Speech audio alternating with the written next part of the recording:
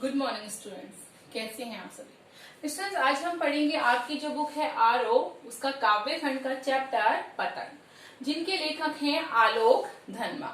तो सबसे पहले स्टूडेंट्स हम आलोक धर्मा का जीवन परिचय और साहित्य परिचय पढ़ते हैं। देखिए, आलोक धर्मा का जो जन्म है सन 1948 ईस्वी मुंगेर बिहार में हुआ था। इनकी जो प्रमुख रचनाएं हैं वो है पहली कविता जनता का आदमी, जो कि 1972 में प्रकाशित हुई, और उसके बाद भागी हुई लड़कियां, ब्रूनो की बेटियां से प्रसिद्ध हुई।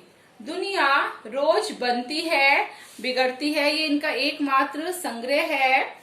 साथ में इनको जो सम्मान प्राप्त हुए बच्चों वो है राहुल सम्मान, बिहार राष्ट्रभाषा परिषद साहित्य सम्मान, बनारसी प्रसाद भोजपुरी सम्मान और पहल सम्मान।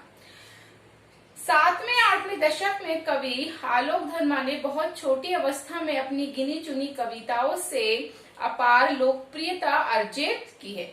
आलोक धर्मा के बारे में बताया जा रहा है कि छोटी ही सी उम्र में इन्होंने कविता लिखना क्या कर दिया था, प्रारंभ कर दिया था। और सन 1972 से 1973 में प्रकाशित इनकी जो पहली कविता थी वो थी हिंदी के अनेक गंभीर काव्य प्रेमों में जवानी याद रही। अर्थात इन्होंने इस तरह की अच्छी अच्छी कविताएं लिखी कि लोगों को इनकी जो कविताएं थी बच्चों मुंह जवानी याद रहती थी। आलोचकों का तो मानना है कि उनकी कविताओं ने हिंदी कवियों और कविताओं को कितना प्रभावित किया है। आलोचक यानी कि जो दूसरों की निंदा करते हैं वो भी कहीं ना कहीं इस बात को मान रहे हैं और कह रहे हैं कि हिंदी कवि और कविताओं को उनकी कविताओं ने दूसरों को बहुत ज्यादा क्या करा है, प्रभावित किया है। इसका मूल्यांकन अभी ठीक से हुआ नहीं है। इतनी व्यापक ख्याति के बावजूद या शायद उसी की वजह से बनी हुई अपेक्षाओं के दबाव के चलते आलोक धर्मा ने कभी थोक के भाव में लेखन नहीं किया। अर्थात कहने का तात्पर्य है कि एक होता है कि हम थोड़े थोड़े रूप में कविताएं लिखते हैं और थोड़ा होता है कि हम एकदम कविताएं लिख देते हैं, लेकिन आलोक धर्मा में थोड़े थोड़े रूप में कविताओं लिखने का प्रयास किया है। सन 72 से लेखन आरंभ करने के बाद उनका पहला और अभी तक एकमात्र काव्य संग्रह सन 98 में प्रकाशित हुआ था। काव्य संग्रह के अलावा वे पिछले 2 दशकों से देश के विभिन्न हिस्सों में सांस्कृतिक व सामाजिक कार्यकर्ता के रूप में भी सक्रिय थे। अर्थात कविता लिखने के साथ साथ उन्होंने जो सामाजिक और सांस्कृतिक हमारे कार्यक्रम होते हैं उसमें भी वो क्या करते थे, पार्टिसिपेट करते थे, यानी कि भाग लेते थे। उन्होंने जमशेदपुर में अध्ययन मंडलियों का संचालन किया और रंग कर्म तथा साहित्य पर कई राष्ट्रीय संस्थानों एवं विश्वविद्यालयों में अतिथि व्याख्याता के रूप में भागीदारी की। देखिए, उनके बारे में बताया जा रहा है कि जमशेदपुर जो जगह है वहां पे उन्होंने अध्ययन मंडलियों यानी कि किसी न किसी टॉपिक पर रिसर्च करी, और यानी कि रिसर्च करने का उन्होंने क्या लिया, संचालन का कार्य लिया, तथा जो भी रंग कर्म होते थे, साहित्य होते थे, राष्ट्रीय संस्थानों में विश्वविद्यालयों में उन्होंने एक व्याख्या के रूप में भी कार्य किया है। पाठ्य पुस्तक में ली गई कविता पतंग आलोक धर्मा के एकमात्र संग्रह का हिस्सा है। बच्चों, जो आपकी जो चैप्टर है पतंग, उसके बारे में बताया जा रहा है कि पाठ्य पुस्तक में जो कविता है पतंग वो आलोक धर्मा की एकमात्र संग्रह का हिस्सा है। यह एक लंबी कविता है जिसके तीसरे भाग को पाठ्य पुस्तक में शामिल किया गया है। अर्थात ये बहुत लंबी कविता है, लेकिन ये पूरी कविता आपकी बुक में नहीं है, आपको नहीं पढ़ाई जा रही है, बल्कि इसका जो तीसरा भाग है सिर्फ तीसरे भाग को इसमें शामिल किया गया है। पतंग के बहाने इस कविता में बाल सुलभ इच्छाओं और उमंगों का सुंदर चित्रण किया गया है। पतंग जो बच्चों को बहुत ज्यादा प्रिय होती है, बच्चे उड़ाते हैं, तो उसी से रिलेटेड कविता है। ये कविता में जो बाल सुलभ इच्छाएं होती हैं, बच्चों की जो इच्छाएं होती हैं, उनकी उमंगे होती हैं, उसका कहीं ना कहीं बहुत ही प्यारा सुंदर चित्रण इसमें किया गया है। बाल क्रियाकलापों एवं प्रकृति में आए परिवर्तन को अभिव्यक्त करने के लिए सुंदर बिंबों का उपयोग भी किया गया है। साथ में हमारी जो प्रकृति में परिवर्तन आता है उसका भी इसमें बहुत ही अच्छे से वर्णन है। पतंग बच्चों की उमंग का रंग बिरंगा सपना है। आप सभी जानते हैं पतंग जो होती है बच्चों को बहुत ही प्रिय होती है। इसी तरह रंग बिरंगी पतंग कहीं ना कहीं उनके सपने के बारे में बता रही है। आसमान में उड़ती हुई पतंग, ऊंचाइयों की वे हदें हैं, बालमन जिन्हें छूना चाहता है और उसके पार जाना चाहता है। पतंग के बारे में बच्चों बताया जा रहा है कि जो पतंग है वो कैसे है, वो आसमान का वो हिस्सा है जो हर व्यक्ति क्या चाहता है, उसे छूना चाहता है, अर्थात उसे पाना चाहता है। कविता जो है बच्चों वो धीरे धीरे बम्बों की एक ऐसी नई दुनिया में ले जाती है जहाँ शरद यानी कि जो सर्दियों का मौसम होता है, ऋतु का चमकीला इशारा है। हमारी जो कविता है बिंबों के आधार पर हमें नई दुनिया में ले जा रही है, साथ में शरद ऋतु का मौसम आता है, उसके ऊपर कहीं ना कहीं चमकीला सा इशारा है, क्योंकि जो धूप है उस समय वो धूप हमें सर्दी में बहुत अच्छी लगती है। जहाँ तितलियों की रंगीन दुनिया है, दिशाओं के मृदंग बजते हैं, अर्थात रंग बिरंगी तितलियों के बारे में बताया जा रहा है। जहाँ छतों के खतरनाक कोने से गिरने का भय है। बच्चे जब पतंग उड़ाते हैं तो पूरे उसमें ही रहते हैं, होश नहीं रहता उनको कि कहीं हम गिर नहीं जाए, कुछ नहीं हो जाए। तो उसके बारे में बताया जा रहा है कि जो खतरनाक कोने होते हैं कहीं ना कहीं उनका गिरने का डर रहता है। दूसरी ओर भय पर विजय पाते बच्चे हैं जो गिर गिर कर संभलते हैं और पृथ्वी का हर कोना खुद ब खुद उनके पास आ जाता है। वो हर बार नई नई पतंगों को सबसे ऊंचा उड़ाने का हौसला लिए फिर भादो अंधेरे के बाद के शरद उजाले की प्रतीक्षा कर रहे हैं। क्या आप भी उनके साथ हैं?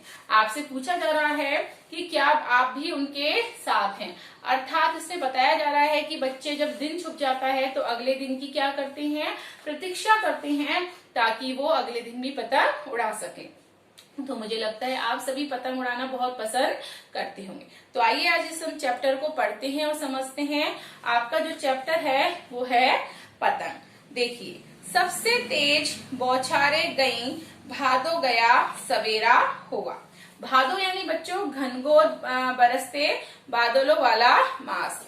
उसके बाद है खरगोश की आंखों जैसा लाल सवेरा, शरद आया पुलों को पार करते हुए।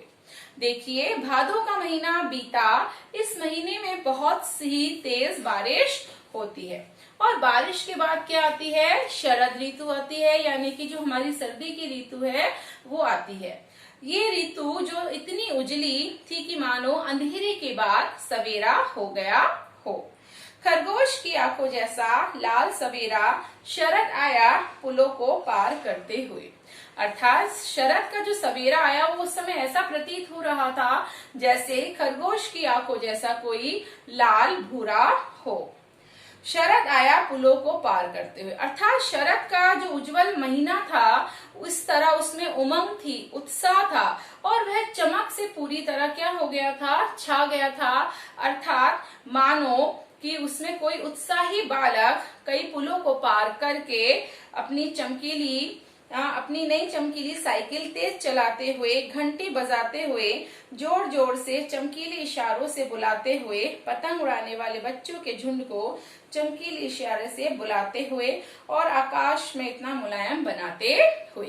तो उसके बारे में बताया जा रहा है जैसे ही शरद का उज्जवल मास यानी महीना आता है उसमें कहीं ना कहीं वो महीना कैसे लेकर आता है, उमंग, उत्साह और चमक से भरपूर छा जाता है दूसरों पर। मानो कोई उत्साही बालक हो, जो बच्चा बहुत ज्यादा एक्साइटेड है पतंग उड़ाने के लिए, उत्साही बालक हो, कई पुलों को पार करता है और अपनी चमकीली साइकिल को बड़ी तेजी से चलाता है। साथ में जोर जोर से साइकिल पर जो घंटी लगी होती है बच्चों, उस घंटियों को बजाते हुए तथा पतंग उड़ाने वाले बच्चों को चमकीले इशारों से कहीं ना कहीं बुलाने की कोशिश करता है या वहां आकर धमक जाता है।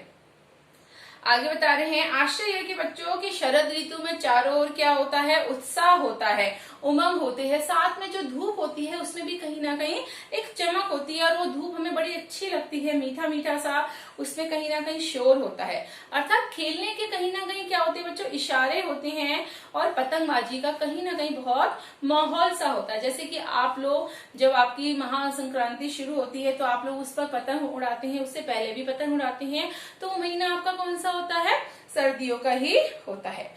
आकाश को इतना मुलायम बनाते हुए कि पतंग ऊपर उठ सके, दुनिया की सबसे हल्की और रंगीन चीज उड़ सके, दुनिया का सबसे पतला कागज उड़ सके, बांस की सबसे पतली कमानी उड़ सके, कि शुरू हो सके सीटियां, किलकारियां और तितलियों की नाजुक दुनिया।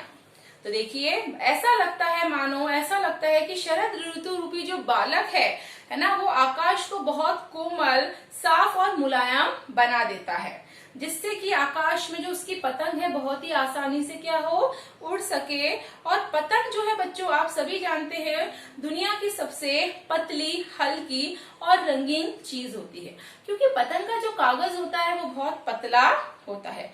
उसमें लगी जो बांस की कमानी होती है वो भी बहुत पतली होती है। जब पतले कागज और कमानी से बनी आकाश में जब वो पतंग उड़ती है, तो जो बच्चे हैं वो खुशी के मारे क्या करते हैं, सीटियां बजाने लगते हैं तथा किलकारियां मार मार कर हंसने लगते हैं। पतंगों से भरा आकाश उस समय ऐसे प्रतीत होता है जैसे मानो वहां पे कोई रंग बिरंगी जो तितलियां हैं, चलती फिरती कोमल सृष्टि का नजारा हो। तो बच्चों ये पोएम आपकी यहाँ खत्म हुई है। हम सेकंड पोएम पढ़ते हैं। आपको आई थिंक समझ में आ गई होगी। आपकी जो सेकंड पोएम है, जन्म से ही वे अपने साथ कपास पृथ्वी घूमती हुई आती है उनके बेचैन पैरों के पास। जब वे दौड़ते हैं बेसुध होकर, छतों को भी नरम बनाते हुए, दिशाओं को मृग की तरह बजाते हुए, जब वे पेंग भरते हुए चले आते हैं, डाल की तरह लचीले वेग के अक्सर, छतों के खतरनाक किनारों तक उस समय गिरने से बचाता है उन्हें सिर्फ उनके ही रोमांचित शरीर का संगीत। पतंगों की धड़कती ऊंचाइयां उन्हें थाम लेती हैं महज एक धागे के सहारे। देखो बच्चों, कपास का मतलब है या मुलायम या गद्देदार कोई ऐसी चीज जो हमें अनुभूत कराती है। बेसुध का मतलब बहुत बुरी तरह से हम उसी में तल्लीन हो जाते हैं, यानी मस्त हो जाते हैं। मृदंग मतलब एक वाद्य यंत्र कहते हैं बच्चों, जिसकी आवाज बहुत मीठी होती है। पेंग भरना यानी झूले झूलना। लचीला वेग, लचीली गति, जैसे हवा चलती है तो हम उसमें झूमते हैं। रोमांचित यानी प्रसन्न। संगीत यहाँ लय या मस्त गति का अर्थ है, और महज का मतलब यहाँ केवल से अर्थ है। जन्म से ही वे अपने साथ लाते हैं कपास। बच्चों इसमें ऐसा लगता है कि जो बच्चे हैं जन्म के साथ ही अपने शरीर में कपास ले आते हैं। कपास का मतलब मैंने भी बताया, यानी मुलायम और गद्देदार अनुभूति। अर्थात बच्चों आशय है कि उनके जो शरीर है हर प्रकार के जो चोट है या खरोच है उसको सहने के क्या है, योग्य हैं। अर्थात वो हर खरोच, हर चोट को आराम से, आसानी से सह लेते हैं। पृथ्वी घूमती हुई आती है उनके बेचैन पैरों के पास। उनके पावों में एक बेचैनी सी होती है, जिसके कारण वे सारी पृथ्वी को क्या करते हैं, नाप डालना चाहते हैं। आपने अक्सर देखा है जब बच्चे पतंग उड़ाते हैं तो वो बिल्कुल पूरी मस्ती में रहते हैं, झूमते हैं। उन्हें इस बात का बिल्कुल भी होश नहीं रहता है कि कहीं मेरे चोट लग जाएगी या मुझे कुछ हो जाएगा, बल्कि वो कहीं भी पृथ्वी को नाप आते हैं। छतों को भी नरम बनाते हुए, दिशाओं को मृदंग की तरह बजाते हुए जब वे बेग भरते हैं। देखिए इसमें बता रहे हैं वे मानो सारी धरती को क्या कराते हैं, घूम आते हैं। उनके जीवन में ऐसी बेहोशी और मस्ती रहती है कि उन्हें धूप, गर्मी, कठोर छत, दीवारें आदि का भी बोध तक नहीं होता। वे कठोर छतों पर इस तरह दौड़ते हैं कि मानो वे बहुत ही कैसी हो, नरम हो। उनके जो पैर हैं बच्चों, ऐसा प्रतीत होता है कि उनके नरम पैरों से भी छतें भी क्या हो जाती हैं, नरम हो जाती हैं। उनकी लयपूर्ण पदचाप के कारण सारी दिशाओं में मृदंग जैसा मीठा मीठा संगीत बजता है, अर्थात संगीत गूंजने लगता है। प्राय वे चलते हैं या झूमते हैं तो ऐसा लगता है कि जैसे वो झूला झूल रहे हों। वे छतों के खतरनाक किनारों पर पतंग उड़ाते हुए भी ऐसी गतिविधि करते हैं मानो पेड़ की लचीली डाल से लटक कर लचकीली गति कहीं ना कहीं झूल रहे हों। इतना खतरा उठाते हुए भी वे बचते हैं, और उनका जो शरीर है बिल्कुल रोमांच से भरा होता है, अर्थात मस्त रहता है। पतंग का जब ऊपर ही ऊपर पतंग जब जाती है तो उनकी जो धड़कनें हैं कहीं ना कहीं गिरने लगती हैं, अर्थात उनकी धड़कनें तेज हो जाती हैं। वे अपनी पतंगों मानो अपनी डोर के सहारे इस तरंगित बच्चों को क्या कर रही हो, संभाल रही हो। ठीक है, अब हम इसका तीसरा पैराग्राफ समझते हैं। पतंगों के साथ साथ वह भी उड़ रहे हैं अपने रंध्रों के सहारे। अगर वह कभी गिरते हैं छतों के खतरनाक किनारों से और बच जाते हैं, तब तो और भी निडर होकर सुनहले सूरज के सामने आते हैं। पृथ्वी और भी तेज घूमती हुई आती है उनके बेचैन पैरों के पास। रंध्र का मतलब होता है बच्चों छिद्र, यानी शरीर में जो रोए होते हैं आपके वो। देखिए, पतंग उड़ाने वाले जो बच्चे हैं वो मानो पतंग के साथ साथ भी खुद उड़ रहे होते हैं। उनका ऐसा एहसास होता है कि मैं पतंग के साथ मैं भी उड़ रहा हूँ। वे अपने शरीर के रों से निकलने वाले जो संगीत है, संगीत के सहारे क्या कर रहे हैं, उड़ रहे हैं। यूं तो वे कभी भी गिरते नहीं हैं, परंतु यदि कभी कभार वे छतों के खतरनाक किनारों से नीचे गिर भी जाते हैं तो वो कहीं ना कहीं बच जाते हैं। तो वो पहले से भी अधिक और ज्यादा निर्भय हो जाते हैं, अर्थात उनको किसी भी चीज का डर नहीं लगता। तब वे अत्यधिक उत्साह के कारण सुनहरे सूरज के समान प्रकाशित हो उठते हैं, अर्थात उनको ऐसा लगता है कि वो और ज्यादा यानी कि मजबूत हो चुके हैं। तब वे अपने बेचैन पैरों से मानो सारी पृथ्वी को नाप लेना चाहते हैं। वे सब और घूमना फिरना चाहते हैं और उनका जो उत्साह है बच्चों कई गुना बढ़ जाता है, अर्थात पतंग उड़ाते समय उन्हें जरा भी डर नहीं लगता और वे बड़ी निर्भय के साथ पतंग उड़ाते हैं। तो बच्चों आज आपका जो ये चैप्टर था पतंग वो कंप्लीट हो गया है। Thank you.